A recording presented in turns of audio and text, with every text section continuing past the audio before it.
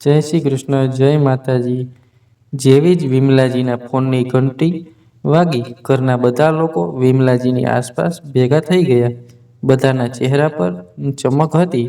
તેઓ જાણતા હતા કે દરેક જણ કોઈને કોઈ ફરમાઈશ કરવા માટે ફોન પાસે આવ્યા છે, કારણ કે હંમેશા આવું જ તો થતું આવ્યું હતું. રામકિશનજી જ્યારેથી કેનેડા ગયા હતા, ત્યારથી જ્યારે પણ તેઓ ફોન કરતા, ફરમાઈશોની એક લાંબી યાદી તેમને પકડાવી દેવામાં આવતી હતી. વિચારતા વિમલાજીએ હસીને કોલ રિસીવ કર્યો, તો બીજી તરફથી રામકિશનજીએ બધાના ખબર અંતર પૂછ્યા અને પછી બોલ્યા કે હું ભારત પાછો આવી રહ્યો છું. રામકિશનજીના આટલું કહેતા જ બધાને જાણે સાપ સૂંઘી ગયો. થોડી વાર પહેલા ચમકતા બધાના ચહેરા એકદમ કરમાઈ ગયા હતા. કેમ માં પપ્પા સારી નોકરી છોડીને પાછા કેમ આવી રહ્યા છો? તમને તો ખબર છે ભારતના હાલ. અહીં તો મરતા દમ સુધી કમાણી કરવી પડે છે. મોટા દીકરાએ ગભરાતા કહ્યું. તો દીકરાની વાત સાંભળીને બીજી તરફ રામકિશનજી થોડી વાર માટે શાંત થઈ ગયા. પછી હિંમત કરીને બોલ્યા, બસ હવે મારાથી પરદેશમાં વધુ રહેવાતું નથી. કેનેડા આવ્યાને મને પૂરા 20 વર્ષ થઈ ગયા છે. હવે હું પાછો મારા બાળકો વચ્ચે આવવા માંગુ છું.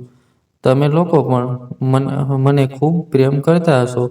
બસ એટલે જ હું ઈચ્છું છું કે મારી બાકીની બચેલી જિંદગી મારા બાળકો સાથે વિતાવું. રામકિશનજીએ પ્રેમભર્યા સ્વરમાં કહ્યું, પણ બધાને જાણે સાપ સૂંઘી ગયો હોય. થોડી વાર પહેલા જ દીકરા વહુ આસપાસ ભેગા થઈ રહ્યા હતા. તે બધા ધીમે ધીમે વિખરાવા લાગ્યા. વિમલાજીએ એક ઊંડો શ્વાસ લીધો અને રામકિશનજીના ખબર અંતર પૂછવા લાગ્યા. થોડી વાર પછી રામકિશનજીએ તેમને આવવાની તારીખ જણાવીને ફોન મૂકી દીધો. વિમલાજી ફોન હાથમાં લઈને શાંત બેસી રહ્યા. દીકરાઓના બદલાતા ચહેરા તેમની નજરથી છુપાયા ન હતા. તેમને તે દિવસ યાદ આવી રહ્યો હતો. 2 વર્ષ પહેલા રામકિશનજી નોકરીની શોધમાં આમ તેમ ભટકતા હતા. 25 વર્ષની ઉંમરમાં 3 બાળકો, વૃદ્ધ માતા પિતાનો બોજ, આ બધું તેમની દિવસ રાતની પરેશાની હતી. ભારતમાં તેમને કોઈ એવી રોજગારી ન મળી જેનાથી તેઓ પોતાના પરિવારનું ભરણ પોષણ કરી શકે. થાકી હારીને તેમણે કેનેડા જવાનો નિર્ણય લીધો. કેનેડામાં તેમને સારી નોકરી પણ મળી ગઈ. પણ પછી પાછા તેમને ક્યારેય ભારત આવવાનું નસીબ ન થયું. બસ ત્યાંથી પૈસા મોકલતા રહ્યા. વિમલાજીએ તન મનથી અહીં તેમના માતા પિતાની સેવા કરી અને તેમના બાળકોને ભણાવ્યા ગણાવ્યા. બાળકોને પણ સારી નોકરી મળી ગઈ. જ્યારે તેમના લગ્નનો સમય આવ્યો, ત્યારે પણ રામકિશનજીએ પોતે આવવાને બદલે બાળકો માટે ત્યાંથી ઘણા રૂપિયા મોકલી આપ્યા, જેથી તેમના આવવાથી કોઈનું નુકસાન ન થાય. ધીમે ધીમે સમય વીતતો ગયો. રામકિશનજી જ્યારે પણ ભારત આવવાનો પ્રયત્ન કરતા, ત્યારે દીકરા વહુ પહેલા જ ના પાડી દેતા. પરંતુ હવે આખરે 50 વર્ષની ઉંમરે તેમને પણ પોતાના પુત્ર પૌત્રીઓને જોવાનું ખૂબ મન થયું હતું. તેથી તેઓ પાછા ભારત આવી ગયા. જે સમયે તેમની ફ્લાઇટ એરપોર્ટ પર ઉતરી, ત્યારે તેમની આંખો ચમકી રહી હતી. વિચારી રહ્યા હતા કે જરૂર આખો પરિવાર તેમને લેવા માટે આવ્યા હશે. બધા જ તેમને મળવા માટે આતુર હશે. વિચારતા રામકિશન પોતાને સામાન લઈને એરપોર્ટની બહાર નીકળ્યા અને આમ તેમ પોતાની નજર દોડાવવા લાગ્યા. પરંતુ સામે વિમલાજીને એકલા જોઈને હેરાન રહી ગયા. માત્ર તે જ હતા જે સાડીનો પાલો માથે ઓઢીને ઊભા હતા. 20 વર્ષ પહેલાની વિમલા અને આજની વિમલામાં આસમાન જમીનનો ફરક હતો. રામકિશનજી પણ બદલાઈ ગયા હતા. બંને જવાનીમાંથી વૃદ્ધાવસ્થામાં આવી ગયા હતા.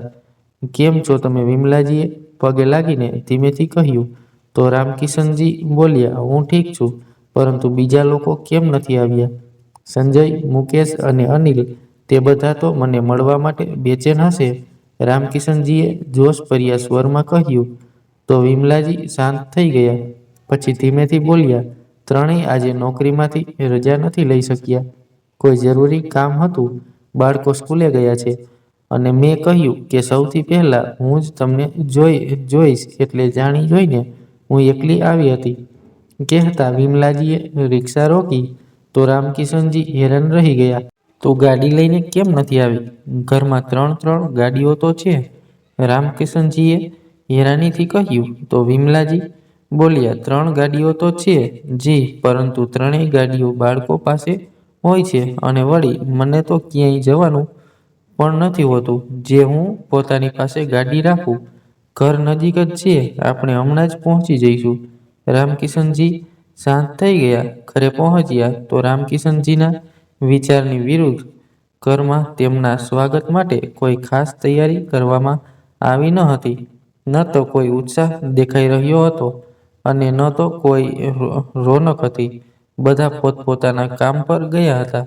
ઘરમાં આટલી શાંતિ કેમ છે? રામકિશનજીએ કહ્યું તો વિમલાજી વાત છુપાવતા બોલ્યા મેં કહ્યું તો છે કે ઘરમાં કોઈ નથી. તમે જમીને આરામ કરો.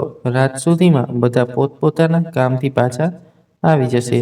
ત્યારે તમારી તેમની સાથે મુલાકાત થશે. વિમલાજીની વાત સાંભળીને રામકિશનજી હેરાન થઈ ગયા. દીકરાઓ નહીં તો તેમની પત્નીઓ તો ઘરમાં જ હતી પણ કોઈ તેમને મળવા ના ગયું. પણ તેમણે પોતાના મગજ પર વધારે ભાર ના આપ્યો અને રૂમમાં જઈને આરામ કરવા લાગ્યા. જ્યારે તેમની આંખ ખુલી ત્યારે ઘરમાં બાળકોનો અવાજ આવી રહ્યો હતો. આ જોઈને તેઓ ખૂબ ખુશ થઈ ગયા અને જલ્દીથી કપડાં બદલીને બહાર આવીને જોયું તો ખરેખર ઘરમાં ખૂબ રોનક લાગી રહી હતી. 3 દીકરાઓ કામકાજથી પાછા આવી ગયા હતા. નાના બાળકો આંગણામાં રમી રહ્યા હતા. રામકિશનજી હસતા હસતા આગળ વધ્યા અને વિચારવા લાગ્યા કે બધા બાળકો તેમને જોતા જ એકદમથી તેમને વળગી પડશે. પણ ત્યારે જ મોટા દીકરા સંજયનો અવાજ આવ્યો અરે પિતાજી, તમે પાછા આવી ગયા. તમને આવવાની કેટલી ના પાડી હતી પણ તમે પણ તમારી જ કરો છો. ખુરશી પર બેઠા બેઠા સંજય સામાન્ય અવાજમાં કહી રહ્યો હતો. ત્યારે જ નાનો દીકરો મુકેશ અને અનિલ બંને ઊભા થઈને રામકિશનજીને ગળે મળ્યા. પણ કોઈના અંદાજમાં એ ઉત્સાહ ન હતો જે રામકિશનજીને જોઈને હતો. તેઓ શાંતિથી જમવાના ટેબલ તરફ વધ્યા પણ જેવી ખુરશી પર બેસવા લાગ્યા ત્યારે જ મોટી વહુએ જોરથી કહ્યું અહીં ના બેસો પિતાજી, અહીં સંજય બેસે છે અને સંજય સાથે હું બેસું છું. વહુના મોઢેથી આવી વાતો સાંભળીને રામકિશનજીને શરમ આવવા લાગી. તેઓ શાંતિથી ખુરશી પરથી હટી ગયા તો સંજય ત્યાં આરામથી બેસી ગયો. ધીમે ધીમે બધા પોતપોતાની ખુરશીઓ પર બેસી ગયા. રામકિશનજી માટે કોઈ ખુરશી ખાલી ના બચી. વિમલાજી શાંતિથી આ બધું જોઈ રહ્યા હતા. તેઓ પોતાની જગ્યાએથી ઊભા થઈ ગયા અને બોલ્યા તમે અંદર રૂમમાં બેસી જાઓ. હું તમને ત્યાં જ જમવાનું આપી દઉં છું. દીકરા વહુનું વર્તન જોઈને રામકિશનજી સ્તબ્ધ થઈ ગયા. આવા સ્વાગતની તો તેમણે કલ્પના પણ નહોતી કરી. તેમણે હેરાનીથી પોતાના બાળકો તરફ જોયું પણ કોઈ તેમની તરફ ધ્યાન નહોતું આપી રહ્યું. બધા પોતાની પત્નીઓ સાથે વાત કરવામાં વ્યસ્ત હતા. વિમલાજીએ તેમનો હાથ પકડ્યો અને બોલ્યા અહીં ઊભા રહેવાનો કોઈ ફાયદો નથી. જી, તમે અંદર બેસી જાઓ. કહેતા તેઓ તેમને લઈને રૂમ તરફ વધ્યા. ત્યારે જ રામકિશનજીએ ધ્યાન આપ્યું કે વિમલાજીના પણ ટેબલ પરથી ઊભા થઈ જવાથી કોઈને કોઈ ફરક ન પડ્યો. તેમનું હૃદય સૂકા પાંદડાની જેમ કરમાઈ ગયું. રૂમમાં જતા જ તેમણે વિમલાજીને કહ્યું શું બાળકો મારા આવવાથી ખુશ નથી? તો વિમલાજી ચૂપ થઈ ગયા. પછી તેમને દિલાસો આપતા બોલ્યા હકીકતમાં બાળકો ઈચ્છતા હતા કે તમે હજી થોડો સમય કેનેડામાં વિતાવો. મુકેશ ધંધો કરવા માંગતો હતો. તેના માટે તેને રૂપિયા જોઈતા હતા. સંજયને પણ એક નવો પ્લોટ ખરીદવો હતો. તેના માટે તેને પણ પૈસા જોઈતા હતા. તેથી તમારા જલ્દી પાછા આવવાથી તેઓ થોડા નિરાશ થઈ ગયા છે. વિમલાજી વાતને જેટલી હળવી બનાવીને તેમની સામે મૂકી શકતા હતા પરંતુ રામકિશનજીનું હૃદય સંતુષ્ટ નહોતું થઈ રહ્યું. તેમણે કહ્યું વિમલા, મેં આખી જિંદગી પૈસા જ તો કમાયા છે. હવે મારું પણ મન થાય છે કે હું મારી બાકીની જિંદગી તમારા બધા સાથે વિતાવું. વિમલાજી પણ શાંત બેસી રહ્યા. થોડીવાર પછી જ્યારે રામકિશનજીનું મન થોડું હળવું થયું, ત્યારે વિમલાજીએ કહ્યું, હું તમારા માટે જમવાનું લાવું છું. તમે સવારથી કંઈ પણ ખાધું નથી. તેઓ રૂમની બહાર આવ્યા તો ડાઇનિંગ ટેબલ ખાલી પડ્યું હતું. બધા લોકો જમીને ઊભા થઈ ગયા હતા. ફક્ત મોટી વહુ વાસણો ભેગા કરી રહી હતી. તેને જોઈને વિમલાજીએ કહ્યું, બેટા, તારા પિતાજી માટે જમવાનું તો કાઢ. તું મોટી વહુ એકદમથી ચોંકીને બોલી, અરે, જમવાનું તો બચ્યું જ નથી. બધી રોટલીઓ પણ ખતમ થઈ ગઈ છે અને શાક પણ ચોખા તો આજે બાળકોએ જ ખતમ કરી નાખ્યા હતા. એટલે માજી, તમે એવું કરો, પિતાજી માટે બહારથી કંઈક મગાવી દો. પોતાના અંદાજમાં બોલીને વહુ વાસણો ભેગા કરીને પોતાના રૂમમાં જતી રહી. વિમલાજી વિચારવા લાગ્યા કે જો તેઓ આ વાત અંદર જઈને રામકિશનજીને કહેશે તો તેઓ બધું તૂટી જશે. તેમણે વિચાર્યું, નાના દીકરાને કહી દઉં, તે બહારથી જમવાનું મંગાવી દેશે. વિચારતા વિમલાજી ધીમે ધીમે ચાલતા નાના દીકરા અનિલના રૂમ પાસે આવ્યા અને જેવો જ તેમણે દરવાજો ખોલવા માટે આગળ હાથ વધાર્યો તો અંદરથી અનિલનો અવાજ આવી રહ્યો હતો, યાર, હવે હું શું કરી શકું? જો પિતાજી પાછા આવી ગયા છે તો મજબૂરી છે, સહન કરી લો. હું તો પોતે તેમના વર્તનથી કંટાળી ગયો છું. આટલા વર્ષો તેમના વગર જિંદગી વિતાવી છે. મને તો તેઓ પરિવારની અંદર બેઠેલા બિલકુલ એક અજાણ્યા માણસ જેવા લાગી રહ્યા છે. તેમને કહ્યું પણ હતું કે મારે પ્લોટ લેવો છે, પણ મજાલ છે કે તેમના કાન પર જૂ પણ સરખી હોય. પોતાની મોજ મજા કરીને પોતે પાછા આવી ગયા છે. બાળકોનું તો ક્યારેય વિચાર્યું જ નહીં. દીકરાની વાત સાંભળીને વિમલાજી હેરાન થઈ ગયા. અહીં તો બધા તેમના અને રામકિશનજીના વિરુદ્ધ થઈ ગયા હતા. તેઓ હવે શું કરી શકતા હતા? શાંતિથી પોતાના રૂમમાં જતા રહ્યા. રામકિશનજી જે જવાની રાહ જોઈને બેઠા હતા, વિમલાજીને ખાલી હાથે આવતા જોઈને તેઓ અંદર સુધી તૂટી ગયા. હું તમારી પાસે આવીને બેસી ગઈ હતી તો જમવાનું ખતમ થઈ ગયું. તમે એવું કરો, અહીં પાસે એક હોટલ છે, ત્યાંથી તમારા અને મારા માટે જમવાનું લઈ આવો. વિમલાજીએ શરમ અનુભવતા કહ્યું તો રામકિશનજીના હૃદય પર જાણે બોજ પડી ગયો હતો. તેઓ શાંતિથી ઊભા થયા અને પૈસા લઈને ઘરની બહાર નીકળી ગયા. ગલીઓનું તો તેમને કંઈ ખબર ન હતી, પરંતુ 2-3 ગલીઓ વળ્યા પછી તેમને હોટલ મળી ગઈ. ત્યાંથી જમવાના નામે તેમને પાતળી દાળ અને જાડી જાડી રોટલીઓ મળી, જે તેઓ ઘરે લઈને આવ્યા. રોટલી ન તો રામકિશનજી ખવાય અને ન તો વિમલાજીથી. બંનેએ ખૂબ મુશ્કેલીથી જમવાનું ખાધું અને શાંતિથી સૂઈ ગયા. દિવસો આ રીતે પસાર થવા લાગ્યા. ઘરમાં કોઈને રામકિશનજીના પાછા આવવાથી કોઈ ખુશી નહોતી થઈ. આ વાતનો રામકિશનજીને પણ સારી રીતે અહેસાસ થઈ રહ્યો હતો. બધા તેમની સાથે ઉપર છેલ્લી વાતો કરતા તેમનું મન થતું કે તેઓ તેમને પૂછે કે 20 વર્ષ જે તેમણે આટલી મહેનત કરીને તેમને પૈસા મોકલ્યા હતા, આખરે તેનો અહેસાસ કેમ નથી માનતા? ઘરમાં વિમલાજીની હેસિયત પણ ખૂબ સાધારણ હતી. મન થાય તો તેમને જમવાનું આપી દેવામાં આવતું, નહીં તો તેઓ બંને ભૂખ્યા જ રહેતા. એક દિવસ બંને પતિ પત્ની બેઠા બેઠા ટીવી પર સમાચાર જોઈ રહ્યા હતા. સંજય પણ તેમનાથી થોડે દૂર બેસીને લેપટોપ પર પોતાનું કામ કરી રહ્યો હતો. ત્યારે જ મુકેશ અંદર આવ્યો અને બોલ્યો, અરે સંજયભાઈ, આપણા સામેવાળાની કોટી જોઈ, શું કેટલી સુંદર બની ગઈ છે. આખું માર્બલ લગાડ્યું છે. તેમણે કહેતા મુકેશ સંજયની બાજુમાં બેસી ગયો તો સંજય પણ હસતા હસતા બોલ્યો, હા, મારું પણ ખૂબ મન હતું કે આપણું પણ ઘર આવું શાનદાર હોય, પરંતુ ખબર નહીં આપણા પિતાજીએ શું સૂઝ્યું કે મોઢું ઊંચકીને ભારત પાછા આવી ગયા. એ નહીં કે થોડા વર્ષો વધારે ત્યાં રહીને થોડા પૈસા મોકલી દેતા તો આપણે રહેવા માટે સારું ઘર બનાવી શકતા. સંજય પોતાના પિતાજી તરફ જોતા કઠોરતાથી કહ્યું તો રામકિશનજી ધીમેથી બોલ્યા, બેટા, મેં આટલા વર્ષો તો ત્યાં કામ કર્યું. હવે મારા વૃદ્ધ હાડકાંઓમાં એટલું દમ ન હતું કે હું કેનેડામાં વધારે કામ કરું. અને વળી તમે બધા પોતાની નોકરીઓવાળા છો, સારા એવા પૈસા કમાઈ રહ્યા છો, તો મારે કામ કરવાની શું જરૂર છે?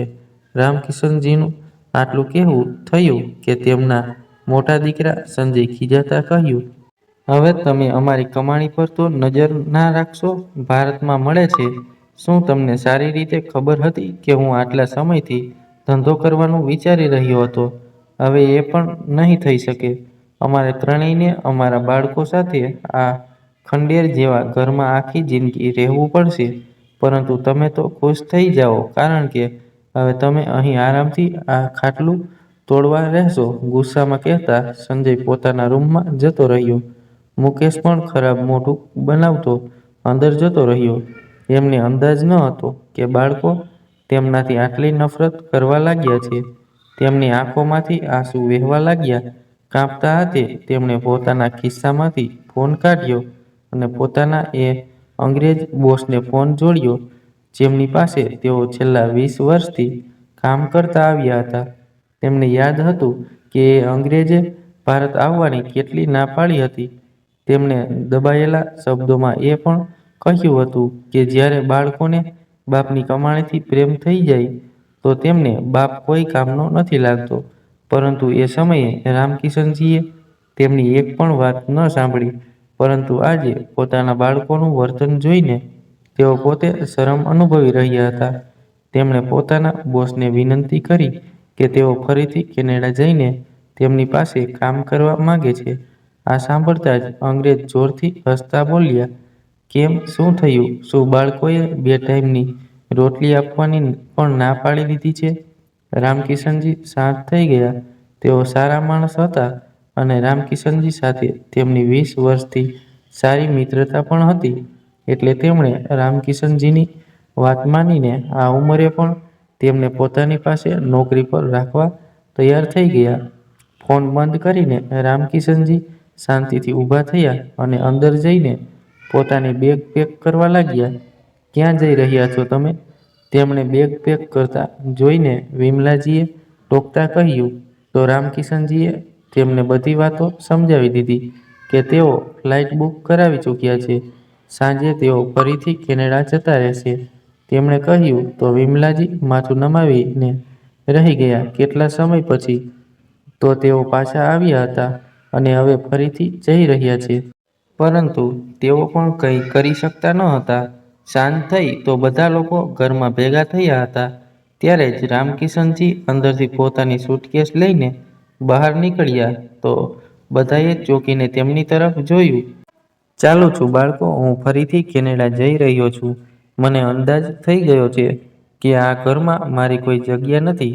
મારા બોસે મને ફરીથી ફોન કરીને બોલાવી લીધો છે. રામકિશનજીએ ગંભીરતાથી કહ્યું. તો અચાનક બધા બેઠેલા લોકોમાં જાણે ખુશીની એક લહેર દોડી ગઈ. સંજય, જે સવારે તેમની સાથે ખરાબ વર્તન કરીને ગયો હતો, તે એકદમ ઊભો થયો અને રામકિશનજીને ગળે વળગીને બોલ્યો, વિશ્વાસ નથી થતો પિતાજી, તમે તો ખૂબ જ ખુશખબર આપી છે. પહેલાં જણાવ્યું જ નહીં કે તમે જવાના છો, નહીંતર અમે તમારા માટે શાનદાર પાર્ટી રાખત. બધા દીકરાઓ તેમની આસપાસ ભેગા થઈને પ્રેમભરી વાતો કરવા લાગ્યા. તો રામકિશનજી પણ માત્ર હસીને રહી ગયા. આ પ્રેમની સચ્ચાઈ શું છે તે તો તેઓ પણ જોઈ જ ચૂક્યા હતા. હસતા હસતા તેઓ ઘરની બહાર નીકળી ગયા. વિમલાજી પણ હેરાન હતા કે બાળકોએ કેવી રીતે પોતાનો રંગ બદલ્યો છે. આજે બધા બાળકો ખૂબ જ ખુશ હતા. સંજય ફરીથી પોતાના બિઝનેસની વાતો કરવા લાગ્યો. મુકેશ પણ બોલી રહ્યો હતો કે જેવી રીતે પિતાજી પૈસા મોકલશે તે સામેની કોઠી ખરીદી લેશે અને બધા ત્યાં જ શિફ્ટ થઈ જશે. વિમલાજી શાંતિથી અંદર પોતાના રૂમમાં જતા રહ્યા. હવે ઘરમાં ફરીથી રાહ જોવાઈ રહી હતી કે ક્યારે રામકિશનજી કેનેડાથી રૂપિયા મોકલશે. પરંતુ હવે રામકિશનજીએ ઘરમાં ફોન કરવાનું બંધ કરી દીધું હતું. તેઓ ફોન કરે પણ તો રાત્રે બધા સૂઈ ગયા પછી કરતા, જેથી વિમલાજી સિવાય તેમની સાથે કોઈ વાત ન કરી શકે. બાળકો પૂછતા, માં, પિતાજીને ત્યાં જતા જ નોકરી તો મળી ગઈ છે ને? ક્યાંક એવું ન થાય કે તેઓ થોડા દિવસ પછી ફરીથી પાછા આવી જાય. અમે તો સામેવાળા સાથે વાત પણ કરી લીધી છે કે કોઠી અમે ખરીદવાના છીએ. માલિક પણ તૈયાર છે. 1 કરોડ માંગી રહ્યા છે. દીકરાઓની વાત સાંભળીને વિમલાજી ચૂપ રહી જતા, કંઈ ન બોલતા. આવી રીતે 6 મહિના પછી પસાર થઈ ગયા, પરંતુ રામકિશનજીએ બહારથી કોઈ પૈસા ન મોકલ્યા. હવે તેમના 3 દીકરાઓ ચીડાઈ ગયા હતા. યાર મુકેશ, પિતાજીને ફોન કરીને ખબર તો કર, આખરે તેઓ ક્યાં ગયા ક્યાં છે? મેં તો બિઝનેસ પણ શરૂ કરી દીધો છે. હવે મને પૈસાની ખૂબ જ જરૂર છે. ગુસ્સો કરતા સંજયે કહ્યું. વિમલાજી પણ એક તરફ બેસીને શાંતિથી બધું સાંભળી રહ્યા હતા. 6 મહિનાનો સમય શાંતિથી પસાર થઈ ગયો. કોઠી બનીને પૂરી રીતે તૈયાર થઈ ચૂકી હતી. સંજય લાચારી ભરી નજરોથી એ કોઠીને જોતો રહેતો. 3 ભાઈઓની એક ઈચ્છા હતી કે તેઓ આ કોઠી ખરીદી લે. કોઠી પર લાગેલું વેચાણ માટેનું બોર્ડ તેમને ચીડવતું રહેતું હતું. એક દિવસ સંજય ઊભો થયો તો હેરાન રહી ગયો, કારણ કે કોઠીનો દરવાજો ખુલ્લો હતો અને દરવાજા ઉપર લાગેલું વેચાણ માટેનું બોર્ડ પણ હટી ગયું હતું. લાગે છે કે કોઠી વેચાઈ ગઈ છે. સંજયના મોઢેથી ઉદાસી ભરેલો અવાજ નીકળ્યો તો બાકીના દીકરાઓ, વહુઓ અને બાળકો આસપાસ ભેગા થઈ ગયા અને હસરતભરી નજરોથી એ કોઠીને જોવા લાગ્યા. જ્યાં કોઈ નવું શિફ્ટ થયું હતું, કારણ કે બિલકુલ નવું ફર્નિચર ટ્રકમાંથી ઉતરીને નોકરો ઘરની અંદર રાખી રહ્યા હતા. લાગે છે કોઈ ખૂબ જ અમીર માણસ આવ્યો છે, જેણે આ કોઠી ખરીદી છે. સામાન પણ જુઓ કેટલો મંગાવ્યો છે. સંજયની પત્ની લાચારભરી નજરોથી જોતા બોલી. થોડીવાર સુધી જોતા રહ્યા પછી પણ તેમને અંદાજ ન આવ્યો કે એ કોઠી કોણે ખરીદી છે. શાંતિથી બધા લોકો ઘરની અંદર આવી ગયા. સાંજે સંજયની પત્ની સુનીતા જમવાની તૈયારી કરી રહી હતી કે ત્યારે જ અચાનક તેમના પડોશમાં રહેતા શર્મા આંટી આવી ગયા. તો સુનીતાએ ખરાબ મોઢું બનાવતા કહ્યું, શું વાત છે આંટીજી, આજે શું જોઈએ છે તમને? તો શર્મા આંટી હસવા લાગ્યા. અરે નહીં ભાઈ, મારે હવે તારી પાસે આવવાની શું જરૂર છે? હું તો વિમલાજીને મળવા આવી હતી. વિમલા સામેના ઘરમાં શિફ્ટ થઈ ગયા છે, તો હું તો માત્ર એ પૂછવા આવી હતી કે તમે લોકો તેમની સાથે કેમ નથી ગયા? શર્મા આંટીની વાત સાંભળીને સુનીતા એકદમ ચોંકી ઉઠી અને બોલી, શું કહ્યું તમે માજી? ક્યાં ગયા છે? ક્યાં સામેના ઘરમાં શિફ્ટ થઈ ગયા છે? તેવું તો નહીં બોલતા સુનીતા અચાનક વચ્ચે જ અટકી ગઈ. ત્યારે જ તેને ખ્યાલ આવ્યો કે સવારથી વિમલાજી ઘરમાં ક્યાંય દેખાઈ થયા પણ નથી. તેમનું અસ્તિત્વ આ રીતે નકામું હતું કે કોઈને કંઈ ફરક ન પડ્યો કે તેઓ સવારથી રૂમની બહાર નીકળ્યા પણ છે કે નહીં. અરે લો, તું તેમની વહુ છે, તને ખબર જ નથી? સવારે જ તો વિમલાજીએ આ સામેની કોઠી ખરીદીને પોતાના નામે કરી છે અને આટલું સારું ફર્નિચર મંગાવીને અંદર સેટ કરાવ્યું છે. બિલકુલ રાજાઓ જેવું ઘર લાગી રહ્યું છે. આજે તેમણે આખા મહોલ્લાને જમણવાર પર બોલાવ્યા છે. ભાઈ રામકિશનજીના ફરીથી કેનેડા જવાથી તો તેથી દોલત આવી ગઈ છે, એટલે જ તો તેમણે આટલું મોટું ઘર ખરીદ્યું છે. શર્મા આંટી ખુશીથી ચહેકાતા બોલી રહ્યા હતા અને સુનીતા ઉપર તો જાણે આકાશ જ તૂટી પડ્યું હોય. બધા ધીમે ધીમે કરીને શર્મા આંટીની આસપાસ ભેગા થઈ ગયા. મુકેશે દોડીને માના રૂમમાં જોયું તો ત્યાં વિમલાજી ન હતા. લો, તમારામાંથી તો કોઈને ખબર જ નથી. ભગવાન આવી સંતાન કોઈને ન આપે. શર્મા આંટી મોઢું બનાવતા ઘરની બહાર નીકળી ગયા. બધાએ દોડીને દરવાજો ખોલીને બહાર ડોકિયું કર્યું તો ખરેખર સામેની કોઠીની બહાર હલવાઈ જમવાનું બનાવી રહ્યા હતા. માએ આ કોઠી ક્યારે ખરીદી એ વિચારીને જ 3 ભાઈઓ હેરાન થઈ રહ્યા હતા. તેમને કંઈ જ સમજ નહોતું આવી રહ્યું. જલ્દી તૈયાર થઈ જાઓ. જ્યારે આખો મહોલ્લો કોઠીમાં જઈ રહ્યો છે, તો આખરે એ પણ આપણી માની કોઠી છે, તો હવે આપણે પણ ત્યાં તેમની સાથે રહીશું. કદાચ માએ આપણને સરપ્રાઈઝ આપવા માટે આ બધું કર્યું છે. અચાનક સંજય ખુશી ભરેલા અંદાજમાં કહ્યું તો બધાના ચહેરા પર ખુશીની લહેર દોડી ગઈ. બધા ફટાફટ પોતાના રૂમમાં તૈયાર થવા ચાલ્યા ગયા. બહાર નીકળ્યા તો કોટી કોઈ દુલ્હનની જેમ સૂજી ચૂકી હતી. ચાલો ચાલો, હવે આપણે આ જૂના મકાનમાં નહીં રહીએ. આપણે તો મા પિતાજીને એવા જ સમજતા હતા, પરંતુ માએ આપણને કેટલું મોટું સરપ્રાઈઝ આપ્યું છે, સંજયે ખુશીથી કહ્યું. અને બધા લોકો એ કોઠી તરફ ચાલ્યા ગયા. અંદર જઈને જોયું તો વિમલાજી મોંઘી સાડી પહેરીને એક મોટા સોફા પર બેઠા હતા. મહોલ્લાના બધા લોકો પોતાની મરજીથી જમવાનું કાઢીને ખાઈ રહ્યા હતા. આપણે સામાન્ય લોકોની જેમ જમવાનું કેમ ખાઈશું? સીધા મા પાસે ચાલો, ત્યાં આપણને ડાઇનિંગ ટેબલ પર જમવાનું ખવડાવશે, સંજય ગર્વથી કહ્યું. અને બધા લોકોની વચ્ચેથી રસ્તો બનાવતા સીધા વિમલાજીની સામે જઈને ઊભા રહી ગયા. માં, તમે અમને આટલું મોટું સરપ્રાઈઝ આપ્યું કે ખુશીના મારે અમને વિશ્વાસ જ નથી થઈ રહ્યો. આ કોઠી ખરીદવાની તો આપણી વર્ષો જૂની ઈચ્છા હતી. તમે તો આપણી આ ઈચ્છા પણ પૂરી કરી લીધી, ત્રણેય ભાઈઓએ એકસાથે કહ્યું. તો વિમલાજી ધીમેથી હસ્યા અને બોલ્યા, તમને લોકોને કોઈ ગેરસમજ થઈ છે. આ કોઠી મેં નથી ખરીદી, પરંતુ તેના અસલી માલિક તો તે છે. વિમલાજીએ એક તરફ ઈશારો કર્યો. ત્રણેય દીકરાઓએ ચોંકીને જોયું તો સામે જ મોંઘા કપડામાં રામકિશનજી ચાલી રહ્યા હતા. તેમના ચહેરા પર મોટી સ્માઇલ હતી. મહોલ્લાના બધા લોકો તેમને ખૂબ સન્માન સાથે મળી રહ્યા હતા. પિતાજી, અરે આ ક્યારે પાછા આવી ગયા? અને તેમણે આ કોઠી કેવી રીતે ખરીદી? સંજયના મોઢેથી નીકળ્યો ત્યાં સુધી રામકિશનજી પણ ધીમે ધીમે ચાલતા તેમની પાસે આવી ગયા. તો ત્રણેય ભાઈઓએ તેમને ગળે વળગતા કહ્યું, ધન્યવાદ પિતાજી, તમે કેનેડા પાછા જઈને ફરીથી અમારા માટે આટલા પૈસા કમાયા, જેથી તમે અમારા માટે આ કોઠી ખરીદી શકો. મને ખબર હતી કે તમે આ બધું જરૂર કરશો, મુકેશે કહ્યું. તો રામકિશનજી હસતા બોલ્યા, નહીં બેટા, બિલકુલ નહીં. આ ઘર તો મેં મારા અને વિમલા માટે ખરીદ્યું છે. જે રીતે તમારા ઘરમાં મારા અને વિમલા માટે કોઈ જગ્યા ન હતી, અમારા માટે જમવાનું પણ નહોતું બચતું, બિલકુલ એ જ રીતે મારી આ કોઠીમાં તમારા લોકો માટે કોઈ જગ્યા જ નથી. મહોલ્લાના બધા લોકો અહીં આવ્યા છે અને જમવાનું ખાઈ રહ્યા છે.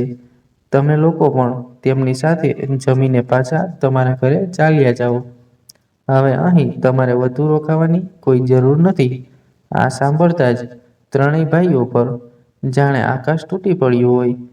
તેઓ કંઈ બોલે એ પહેલા જ લોકોએ તેમને ધક્કો મારીને એક તરફ કરી દીધા. બધા લોકો જમીને વિદાય થઈ ગયા, પરંતુ તે ત્રણેય ભાઈઓ પોતાની પત્નીઓ અને બાળકો સાથે હજુ પણ એક તરફ ખૂણામાં ઊભા હતા.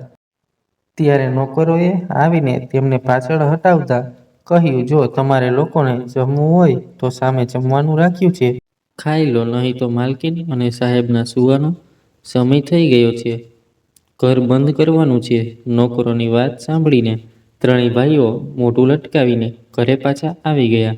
હવે ત્રણેય છોકરાઓ પસ્તાવા સિવાય કંઈ કરી શકતા ન હતા, કારણ કે તેમણે પોતાના હાથે જ પોતાના પગ પર કુહાડી મારી હતી. તેથી હવે પોતાની એ સામાન્ય નોકરીમાંથી ઘર ખર્ચ ચલાવતા ત્રણેય ભાઈઓ એ જ જૂના મકાનમાં રહેવા લાગ્યા. ધીમે ધીમે ઘર ખર્ચ વધ્યા તો ઘર ખર્ચ ચલાવવો પણ ખૂબ મુશ્કેલ થઈ ગયો. આ શું યાર, આજે ફરી તે દાળ બનાવી? છેલ્લા 2 દિવસથી દાળ જ તો ખાઈ રહ્યા છીએ, સંજય મોઢું બગાડતા કહ્યું. તો સુનીતા બોલી, તમારો પગાર ખતમ થયા ને તો 15 દિવસ થઈ ગયા છે. આ તો મુકેશભાઈએ થોડા પૈસા આપ્યા હતા, જેનાથી ઘર ચાલી રહ્યું છે. આવી સ્થિતિમાં હવે રોજ દાળ જ ખાવી પડશે. ત્રણેય ભાઈઓ પરેશાન મોઢું લઈને બેઠા હતા. જેમ તેમ કરીને તેઓ પાતળી દાળ ખાવા જ લાગ્યા હતા કે ત્યારે જ ડોરબેલ વાગી. તો અનિલ ખીચાતો ઊભો થયો અને દરવાજો ખોલ્યો તો સામે એક નાનું બાળક ટ્રે હાથમાં લઈને ઊભું હતું. અંકલ, સામેવાળા આંટીએ તમારા માટે જમવાનું મોકલ્યું છે. આ સાંભળીને અનિલે હેરાનીથી જોયું તો રસ્તાની બીજી બાજુ ખુલ્લા દરવાજા પર વિમલાજી ઊભા હતા. જેવું તેમણે અનિલને ટ્રે પકડેલો જોયો તે તરત જ અંદર જતા રહ્યા. અનિલને પણ એક ઝટકો લાગ્યો કે મા બાપે તો તેની સાથે ક્યારનો સંબંધ તોડી નાખ્યો હતો. તો પછી આજે આ જમવાનું કેવી રીતે મોકલ્યું? તે હેરાનીથી ટ્રે લઈને અંદર આવ્યો જ્યાં બધા લોકો બેઠા હતા. માએ આ જમવાનું મોકલ્યું છે. આ સાંભળતા જ બધાના ચહેરા પર ખુશી દોડી ગઈ, કારણ કે ટ્રેમાં ઘણી જાતની વાનગીઓ રાખેલી હતી. કઢાઈ પનીર, સલાડ અને રાયતું અને મીઠાઈ. એવું લાગતું હતું જાણે વિમલાજીએ કોઈ દાવત માટે ખાસ બનાવડાવ્યું હોય. અનિલની આંખોમાં આંસુ આવી ગયા. તેણે કહ્યું, માનું દિલ નરમ થઈ ગયું છે. ચાલો બધા તેમની માફી માંગીએ. જલ્દી ટ્રેમાં રાખેલું જમવાનું ખાઈને તેઓ બધા વિમલાજીના ઘર સામે આવીને ઊભા રહી ગયા. બધાની હાલત એવી હતી જાણે ગરીબ ભિખારી હોય. થોડીવાર પછી દરવાજો ખુલ્યો તો ત્રણેય ભાઈઓ દોડીને ઘરની અંદર પહોંચી ગયા. બધાના પગલામાં ઝડપ આવી ગઈ. વિમલાજીએ પણ તેમને આવતા જોઈ લીધા હતા. તેમણે પોતાના હાથમાં લીધેલો ફોટો શાંતિથી જમણી તરફ મૂકી દીધો. ત્રણેય ભાઈઓ જતા જ માના પગે વળગી ગયા. મા, અમને માફ કરી દો. અમારાથી બહુ મોટી ભૂલ થઈ ગઈ છે. અમે તમારા બંનેનું ધ્યાન ન રાખ્યું, પણ ભગવાન માટે અમારી હાલત પર દયા કરો. અમે હવે તમારા બંને વગર નહીં રહી શકીએ. ત્રણેય ભાઈઓ વિનંતી કરી રહ્યા હતા. બાળકોની આવી હાલત જોઈને વિમલાજીની આંખોમાંથી આંસુ વહેવા લાગ્યા. તેઓ પણ મા હતા. બાળકો વગર આટલા સમયથી કેવી રીતે રહી રહ્યા હતા એ તો એમનું દિલ જ જાણતું હતું. પુત્ર અને પુત્રીઓ પણ દાદી કરતા તેમને વળગી ગયા. પોતાના બાળકોને તો કદાચ તેઓ માફ ન કરતા, પણ પોત્રીઓ અને પોતરાઓ ના ચહેરા જોતા જ તે બધું ભૂલી ગયા. હું કંઈ નહીં કરી શકું બેટા. આ ઘરમાં તમે લોકો ત્યાં સુધી નહીં રહી શકો જ્યાં સુધી તમારા પિતાજી તમને માફ નહીં કરી દે અને તેઓ તમારા લોકો વિશે કંઈ નહીં સાંભળે. વિમલાજીએ લાચાર થઈને કહ્યું, તો ઠીક છે. એ જ સમયે દરવાજા બહાર ગાડી રોકવાનો અવાજ આવ્યો. રડતા સંજય પોતાની આંખો સાફ કરી. મુકેશ અને અનિલ પણ ઊભા થઈ ગયા. ખુલ્લા દરવાજામાંથી રામકિશનજી અંદર આવી રહ્યા હતા. સફેદ રંગના સૂટમાં તેમનું વ્યક્તિત્વ ખૂબ પ્રભાવશાળી લાગી રહ્યું હતું. ત્રણેય દીકરાઓ પોતે જ એક પગલું પાછળ ખસી ગયા, કારણ કે રામકિશનજીના ચહેરા પર ગુસ્સો સ્પષ્ટ દેખાઈ રહ્યો હતો. આ ત્રણેયને અહીં આવવાની હિંમત કેવી રીતે થઈ? રામકિશનજી ગુસ્સાથી બોલ્યા, પણ તેમનો અવાજ દુઃખના કારણે લથડતો હતો. ત્યારે જ અચાનક વિમલાજી પણ ઊભા થઈ ગયા. બસ કરો જી, હું મારા બાળકોથી હવે વધારે દૂર નહીં રહી શકું. ભગવાને તમને આટલી દોલત આપી છે.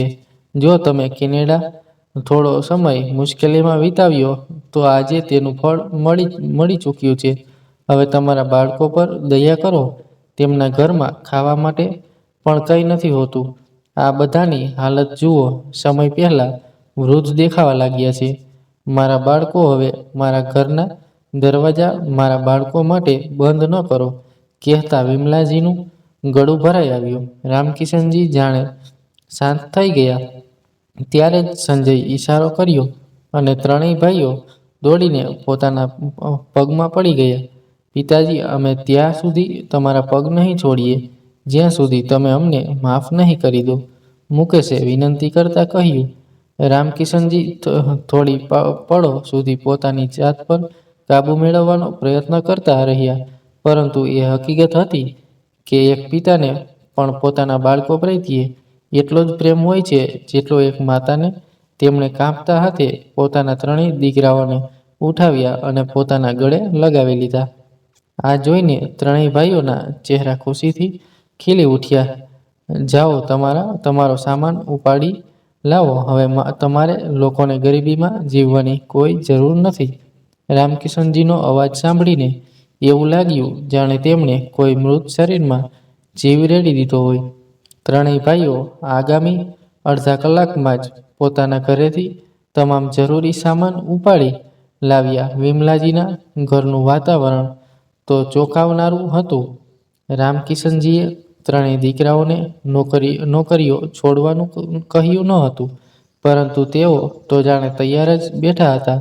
તેમણે બીજા જ દિવસે પોતાનું રાજીનામું જમા કરાવ્યું અને સવારે વહેલા ઉઠીને તૈયાર થઈ ગયા. જ્યારે રામકિશનજી પોતાના રૂમમાંથી ઓફિસ જવા માટે બહાર નીકળ્યા, ત્યારે ત્રણેય બાળકો તૈયાર થઈને સામે જ ઊભા હતા. રામકિશનજીને તરત જ સમજાઈ ગયું કે બાળકો તેમના સાથે ધંધામાં ભાગ લેવા માગે છે. તેમણે ઠંડો શ્વાસ લીધો અને નાસ્તો કરવા માટે બેસી ગયા. પિતાજી, તમે એવું કરો, ફાઇનાન્સનું કામ મારા હિસ્સામાં નાખી દો.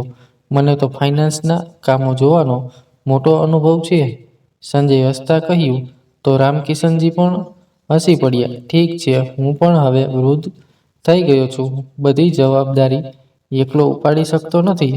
પરંતુ યાદ રાખજો કે ફેક્ટરીના દેવળના કામોમાં જરા ધ્યાન રાખજો. ક્યાંય એક રૂપિયાની પણ ગડબડ થઈ તો આખો હિસાબ બગડી જશે. સંજય માથું હલાવ્યું. તે દિવસે તેઓ ત્રણેય રામકિશનજી સાથે કામ પર ચાલ્યા ગયા. વિમલાજીની વહુઓ સાસુએ આપેલા પૈસાથી ખૂબ ખરીદી કરીને લાવી અને હવે પોતાની કબાટમાં લટકાવેલા બ્રાન્ડેડ કપડાને આશ્ચર્યથી જોઈ રહી હતી. સંજયની પત્ની સારી રીતે તૈયાર થઈને પોતાના રૂમમાંથી નીકળી તો વિમલાજીએ કહ્યું, વહુ, જરા મને એક કપ ચા તો બનાવી દો. તો મોટી વહુએ પોતાના સૂટ અને તાજેતરમાં લગાવેલી નઈ પોલિશ પર એક નજર નાખી. હવે હું એમના માટે રસોડામાં જઈને ચા બનાવું? મારી બધી તૈયારી બગડી જશે, તેણે મનમાં જ વિચાર્યું. પણ સાસુ સાથે હાલમાં બગાડી પણ નહોતી શકતી. માજી, હમણાં જ બનાવીને લાવું છું, અને હસતા હસતા રસોડામાં જતી રહી. સામે જ કામવાળી રસોડાની સફાઈ કરી રહી હતી. બધા કામ છોડ, પહેલા માજી માટે ચા બનાવ, તેણે કામવાળીને આદેશ આપ્યો અને માથે ઊભી રહી. ચા બનાવીને તેણે તેની સાથે ચા વિમલાજી માટે મોકલી દીધી. દિવસ શાંતિથી પસાર થવા લાગ્યા. એક દિવસ નાસ્તાના ટેબલ પર રામકિશનજી થોડા પરેશાન હતા. શું થયું જી, તમે નાસ્તો નથી કરી રહ્યા?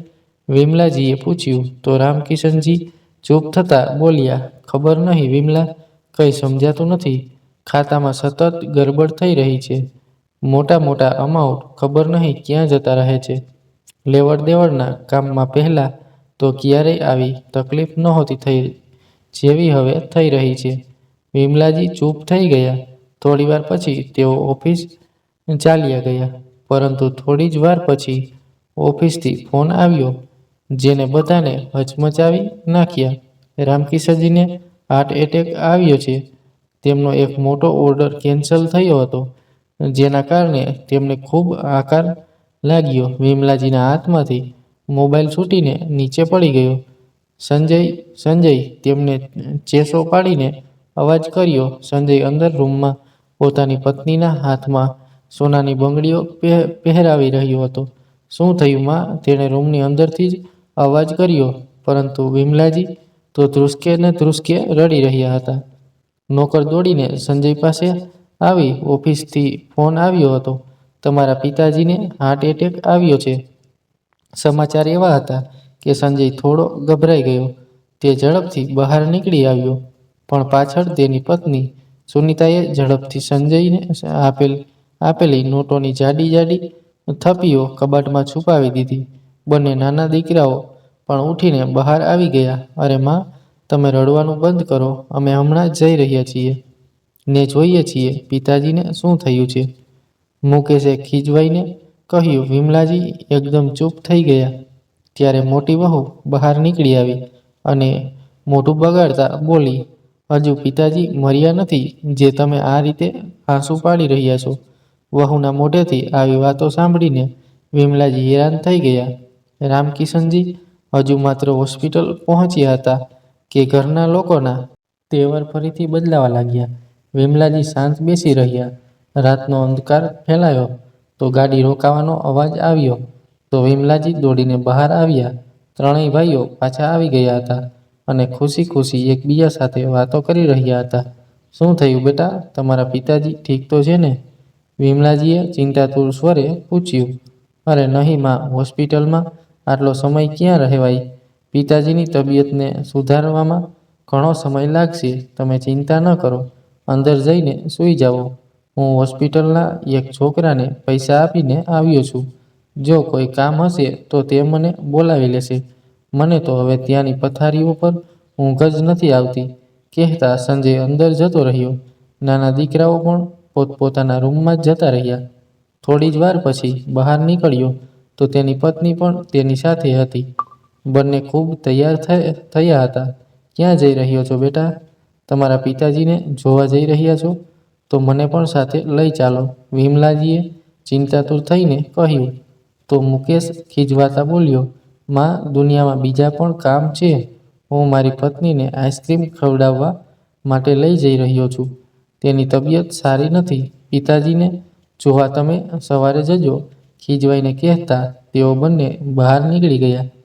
વિમલાજીનું મન થયું કે ધ્રુસકે ધ્રુસકે રડી પડ્યા. બાળકોના આ તેવડ તેમને ઘણું બધું સમજાવી રહ્યા હતા. તેઓ માત્ર ભગવાનને એ જ પ્રાર્થના કરી રહ્યા હતા કે રામકિશનજીને કંઈ ન થાય. બીજા દિવસે રામકિશનજીને ભાન તો આવી ગયું, પણ તેમને લાંબા સમય સુધી આરામ કરવાનું કહેવામાં આવ્યું. ઓફિસના કામોથી દૂર રહેવાનું કહેવામાં આવ્યું. તેઓ પોતે જ આટલા નબળા થઈ ગયા હતા. પગ પણ નીચે ન મૂકી શકે. ત્રણેય દીકરાઓ તેમને હોસ્પિટલ લેવા પણ ન ગયા.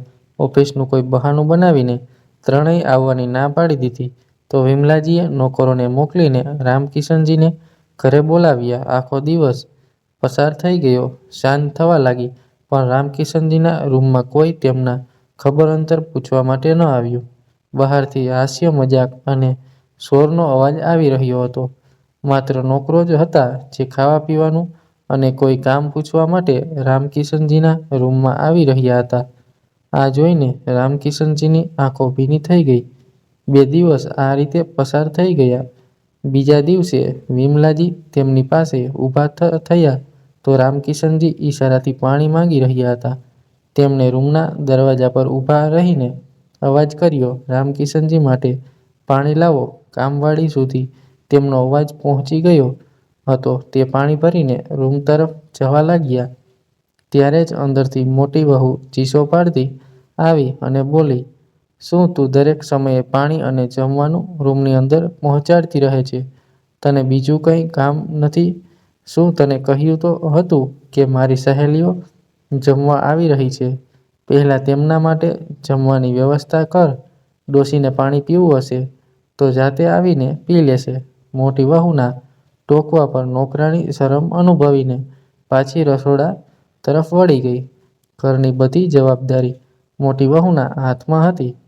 નોકરોને પગાર પણ તે જ આપતી, તેથી આદેશ પણ તેનો જ ચાલતો હતો. વહુની વાત સાંભળીને વિમલાજી પણ સ્તબ્ધ થઈ ગયા. તો આ બધું માત્ર એટલા માટે હતું દીકરા અને વહુ તેમની પાસે શરમ અનુભવવાને કારણે નહોતા આવ્યા, પરંતુ તેમને એ દોલત અને રાજપાટ જોઈતું હતું જે તેમના માતા પિતા પાસે હતું. રામકિશનજી વારંવાર પાણી માંગી રહ્યા હતા. વિમલાજી ગભરાઈને રૂમની બહાર નીકળ્યા અને પાણીનો ગ્લાસ ભરીને લઈ આવ્યા. ત્યારે જ સંજય રૂમની અંદર આવ્યો. તેની સાથે કાળા રંગનો કોટ પહેરેલો એક વકીલ પણ હતો. સંજય તેની સાથે કોઈ વાત કરી રહ્યો હતો. વકીલ સાહેબ, વધારે સમય ન લાગવો જોઈએ. જલ્દી પેપર્સ પર સહી કરાવો. મારા ઘણા કામ માત્ર આ કારણે અટવાયેલા છે. આ ફેક્ટરી કાયદેસર રીતે મારા નામે નથી. સંજય કહેતો અંદર આવ્યો અને પોતાના પિતાને બોલાવ્યા. પિતાજી, હવે તમે થોડા ઠીક થઈ ગયા તો તમારે કેટલાક પેપર્સ પર સાઇન કરવાની છે, સંજયે કહ્યું. તો રામકિશનજી એકદમ ચોંકી ગયા. કયા પ્રકારના પેપર પર સાઇન કરવાની છે? તેમણે વકીલના હાથમાં ફાઇલ જોતા કહ્યું. તો સંજય એકદમ પોતાનું માથું ઊંચેક્યું અને ગુસ્સાથી બોલ્યો, હવે તમે પથારી પર પડ્યા છો. મોત તમારાથી માત્ર થોડી જ પગલાં દૂર છે અને તમને પડી છે કે હું તમારી પાસે કયા પેપર સહી કરાવી રહ્યો છું. છોડી કેમ નથી દેતા હજુ આ દુનિયાની ચાહત અને મોહમાયાને? શું ચિંતા પર આ પ્રોપર્ટીને પોતાની સાથે લઈને જશો? જલ્દીથી આ પેપર્સ પર સહી કરો જેથી આ ફેક્ટરી મારા નામે થઈ જાય અને હું તેને સારી રીતે ચલાવું. ખબર નહીં તમે કેવા કેવા લોકોને ભરતી કરીને ફેક્ટરીનું નુકસાન કરાવ્યું છે. ઉપરથી તમે ખબર નહીં લાખો રૂપિયા દર મહિને ભિખારીઓ માટે કેમ મોકલી દો છો. ઠેકો લઈ રાખ્યો છે અમે એ અનાથોને પાડવાનો. હું તમારી મૂર્ખાઈઓ વધુ સહન નહીં કરી શકું. તેથી તમે ચૂપચાપ આ પેપર્સ પર સહી કરો અને અમારી જાન છોડો. સંજયની વાત સાંભળીને રામકિશનજીના ગળામાંથી કોઈ અવાજ ન નીકળ્યો, પણ વિમલાજીને ખૂબ ગુસ્સો આવ્યો. આ તમે કેવી રીતે વાત કરી રહ્યા છો? તમારા પિતાજી સાથે જોઈ નથી રહ્યા કે તેઓ પહેલાથી જ કેટલા બીમાર છે અને તમારે આ ફેક્ટરી પોતાના નામે કરવી છે? શું તમે ભૂલી ગયા છો કે આ ફેક્ટરી માત્ર તેમની છે, તમારા લોકોમાંથી કોઈની નથી? આટલું સાંભળતા સંજય ગુસ્સાથી બોલ્યો, તો પછી ઠીક છે, હું ફેક્ટરી જવાનું છોડી દઉં છું. મુકેશ અને અનિલને પણ કહી દઈશ કે તેઓ પણ કોઈ ફેક્ટરી ન જાય. પછી હું જોઉં છું કે પિતાજી કેવી રીતે એ ફેક્ટરી ચલાવે છે. આ તો પથારીમાં જ પડ્યા રહે છે. તમે જઈને બેસી જાઓ ફેક્ટરીમાં. 2 ટાઈમના રોટલાના વાંધા ન પડે તો મારું નામ બદલી નાખજો. સંજય ગુસ્સાથી કહ્યું. તો વિમલાજી સ્તબ્ધ થઈ ગયા. રામકિશનજીએ હાથ ઊંચો કરીને ના પાડી દીધી. આ વકીલને કહું છું, અહીંથી ચાલ્યા જાય. મારો પોતાનો વકીલ છે. આજે સાંજે હું તેને બોલાવી લઈશ. જે પેપર પર સહી કરવાની છે તે તેની સામે થશે. આ સાંભળીને સંજયના ચહેરા પર ખુશી ફેલાઈ ગઈ. તો આખરે પિતાજી માની જ ગયા ફેક્ટરીને તેના નામે કરવા માટે. તેને ભલા વકીલને મોકલવામાં શું તકલીફ હોઈ શકે. તે જલ્દીથી વકીલને પકડીને બહાર લઈ ગયો તો રામકિશનજીની આંખોમાંથી આંસુ વહેવા લાગ્યા. વિમલાજી પણ શાંત થઈ ગયા. કદાચ તેમણે બાળકોને પાછા બોલાવીને ભૂલ કરી દીધી હતી. સાંજ થઈ તો વકીલ ઘરની અંદર આવ્યો. અરે અરે વકીલ સાહેબ, જલ્દી આવો, તમે ખૂબ રાહ જોવડાવી છે. સંજય દોડીને આગળ વધ્યો, પરંતુ વકીલ ગંભીરતાથી રામકિશનજીના રૂમ તરફ આગળ વધતો ગયો. વકીલ સાહેબ, આ રહ્યા પેપર્સ. મેં પહેલાં જ બનાવી લીધા છે. તમે તેને જોઈ લો. જ્યાં જ્યાં પિતાજીની સહી કરવાની છે તમે કરાવી દો. સંજય પોતાના હાથમાં લીધેલા ફાઇલ ખૂબ ખુશીથી વકીલ તરફ વધારી તો વકીલે કહ્યું, કોઈ પેપર્સની જરૂર નથી. રામકિશનજીએ પહેલાં જ બધા પેપર્સ બનાવી લીધા છે. આજે તેમણે મને અહીં માત્ર એટલા માટે બોલાવ્યો છે કે હું એ બધી વસ્તુ તમારી સામે રાખી શકું. વકીલ સાહેબે કડક સ્વરમાં કહ્યું. તો સંજય સહિત બધા લોકો ઊભા થઈ ગયા. શું પિતાજીએ પહેલાં બધી વસ્તુ આપણા નામે કરી દીધી? મારા માટે મારા નામે શું કર્યું છે? મારે તો આ ઘર જોઈએ છે. શરૂઆતથી જ મને આ કોઠી ખૂબ પસંદ છે. સંજય ખુશીથી ચહેકતા કહ્યું. તો મુકેશ બોલ્યો, અરે એવું કેવી રીતે? આ કોઠી તું લઈશ? અમારો પણ હિસ્સો છે આ ઘરમાં. તો સંજય ચીસો પાડીને બોલ્યો, પિતાજીની ફેક્ટરી તો હું જ સંભાળું છું, તેથી તે તો મારા જ નામે થશે. તમે કેટલો ધંધો સંભાળો છો સંજયભાઈ? મેં પોતે તમને એકાઉન્ટમાં ગરબડ કરતા અને મોંઘી મોંઘી ઘડિયાળ લાવીને ભાભીને આપતા જોયા છે.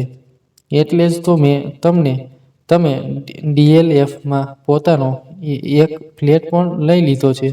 તમે છુપાઈને પિતાજીની દોલત અને સંપત્તિ પર કબજો કરવા માંગો છો, પરંતુ હું એવું નહીં થવા દઉં.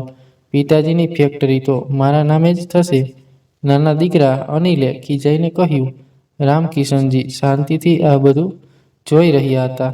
અચાનક જ તેમણે પોતાનો હાથ ઊંચો કર્યો. ચૂપ થઈ જાઓ અને વકીલ સાહેબને ઈશારો કર્યો તો વકીલે બોલવાનું શરૂ કર્યું. જ્યારે તમે લોકો સામેવાળા ઘરમાં રહેતા હતા તો રામકિશનજીની એકવાર તબિયત ખરાબ થઈ હતી. ત્યારે તેમણે પોતાની વસિયત બનાવી લીધી હતી. આ વસિયતના હિસાબે આ ઘર અને ફેક્ટરી વિમલાજીના નામે છે. તેમની મરજીથી જ આ સંપત્તિની વહેંચણી થશે. પરંતુ જો તેઓ ન ઈચ્છે તો આ ફેક્ટરી અને ઘરમાંથી તમે એક ઈંટ પણ ઉપાડીને પોતાના નામે નહીં કરી શકો. પરંતુ જો તેઓ તમને લોકોને આ ઘરમાંથી કાઢવા ઈચ્છે તો હમણાં અને આ જ સમયે કાઢી શકશે. તમારો આ ઘર પર કોઈ અધિકાર નહીં હોય. વકીલ સાહેબે વસિયત વાંચી સંભળાવી તો સંજય સહિત બધાને સાપ સૂંઘી ગયો. આ બધું શું છે પિતાજી? તમે અમારા નામે કંઈ પણ કેમ નથી રાખ્યું? સંજય ચીસો પાડીને બોલ્યો તો રામકિશનજી હસતા બોલ્યા, તમારા જેવા અસ્તીનના સાપને હું પહેલાં જ મારા જીવનનો મોટો ભાગ આપી ચૂક્યો છું. મેં તમને લોકોને બીજી તક આપી, આ ઘરમાં રહેવાની મંજૂરી આપી, ધંધામાં ભાગીદારી આપી, પણ તમે મારી પીઠમાં જ છૂરો મારવા ચાલ્યા હતા. એ દિવસે મેં તમારા એકાઉન્ટનો કોડ જોઈ લીધો હતો, એટલે જ મારી તબિયત ખરાબ થઈ. હવે તમારી લોકોની આગળમાં કોઈ જગ્યા નથી. હું થોડા દિવસોમાં સ્વસ્થ થઈ જઈશ તો મારો બિઝનેસ જાતે જ જોઈ લઈશ. ત્યાં સુધી મારો સારો મિત્ર સાહિલ મારી ખુરશી પર બેસશે. મેં તેને ફોન કરી દીધો છે. રામકિશનજીએ મુશ્કેલીથી પોતાની વાત પૂરી કરી. ત્રણેય ભાઈ માથું પકડીને બેસી ગયા. પરંતુ હવે રામકિશનજી અને વિમલાજી આ ત્રણેય પર કોઈ દયા દેખાડવાના ન હતા. નોકરોએ રામકિશનજીના આદેશ પર તે બધાને ઘરની બહાર કાઢી મૂક્યા. સારું હતું કે તેમનું જૂનું ઘર સુધી વેચાયું ન હતું. આટલા દિવસ સુધી શાનદાર જિંદગી જીવી પછી થાકેલા અને તૂટેલા પગલે તે બધા પોતાના ઘરમાં આવ્યા તો ધૂળ અને માટીને તેમનું સ્વાગત કર્યું. આજે ત્રણેય ભાઈઓ પાસે પસ્તાવા સિવાય કંઈ બચ્યું ન હતું, કારણ કે તેમણે પોતે જ પોતાના પગ પર કુહાડી મારી હતી. તો દોસ્તો, તમને આ વાર્તા કેવી લાગી? કોમેન્ટ કરીને જરૂર જણાવો. વાર્તા સારી લાગી હોય તો પ્લીઝ વિડીયોને લાઈક કરો, શેર કરો અને આપણી ચેનલને સબસ્ક્રાઈબ કરો.